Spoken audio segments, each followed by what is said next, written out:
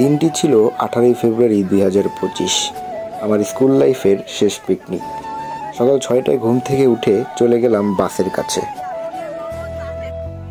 অবশেষে 3 ঘন্টার পথ পাড়ি দিয়ে চলে আসলাম সাতছড়ি হবিগঞ্জের জাতীয় উদ্যানে।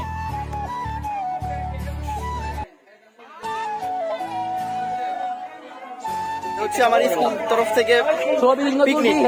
আমাদের কেউ মুড নাই, আমার কেউ মুড নাই, আমার মুড আছে একমাত্র আমার বন্ধুই মুড হচ্ছে জঙ্গলে ভ্রমণ করবে। এই হচ্ছে আমাদের স্কুলের পিকনিক, এক কথায় অসাম জোস। তো আমরা এগোচ্ছি রাঙামাটির পাহাড়ের উদ্দেশ্যে। পাহাড় উঠছি, ও অনেক কষ্ট হয়ে যাচ্ছে। একদম দর একদম দর। এই যে আমার মারুফ দর্শন করতেছে, হ্যাঁ দর্শন করতেছে। আমরা পাহাড় উঠছি বাবু, আমরা পাহাড় উঠছি। তো আমরা যাচ্ছি সোজাসুজি অ্যামাজনের উদ্দেশ্যে। আর খাইটা দেখান কত বড় খাল। এই যে এটা হচ্ছে নীল নদ, পানি শুকিয়ে এই অবস্থা। এখানে রাস্তা শেষই হচ্ছে না। কারণ কি জানেন? কারণ এটা অ্যামাজনের রাস্তা শেষ হয় না। হ্যাঁ, মানে অ্যামাজনের রাস্তা অ্যামাজন শেষ হয় না, অ্যামাজন শেষই হয় না। রাস্তা শেষ হচ্ছে না রে। ওখানে দেখছেন এক বৃদ্ধ মহিলা এক সময় এই জায়গায় এসে হারিয়ে গিয়েছে। তো অর্ধেক জীবনই শেষ হয়ে গেছে এই জঙ্গলে থেকে পার করে দিয়া। তো বুঝতে পারছেন কি ভয়ানক জঙ্গল। এই যে একটা স্থাপনা দেখছেন, এটা ব্রিটিশ মোগল আমলে এটা বানানো হয়েছিল। হ্যাঁ, কত উঁচা। ওই আমার একজন দর, এই যে আমার বন্ধু আমার টেনে নিয়ে দিতেছে, অনেক উঁচা। তো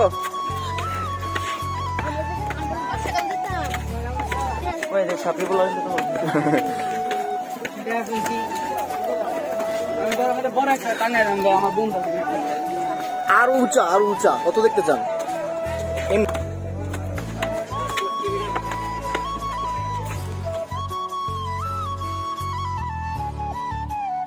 সাতছড়ি জাতীয় উদ্যান ঘুরে দেখার পর আমরা বেরিয়ে পড়লাম চা বাগান দেখার উদ্দেশ্যে।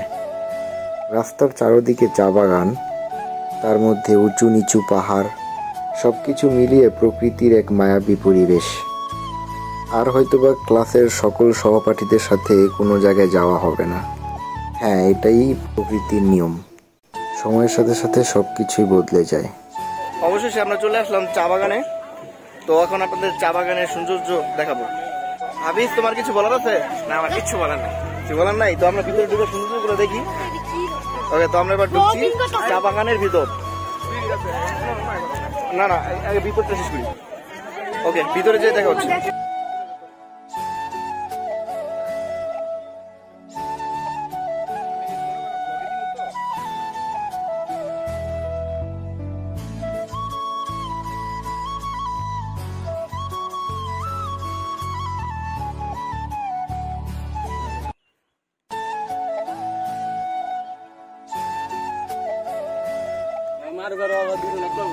আমরা এখন চা বাগানের একবার উপরে উঠছি, দেখতে পাচ্ছেন। এভাবে এই প্রকৃতির মাঝখানে চলে গেল পুরোটা দিন। আর আমার এই মিনি ব্লগটা ভালো লেগে থাকলে অবশ্যই এই ভিডিওতে একটা লাইক আর এই চ্যানেলটিতে একটা সাবস্ক্রাইব করবেন। তো আজকের জন্য এই পর্যন্তই। সবাই ভালো থাকবেন।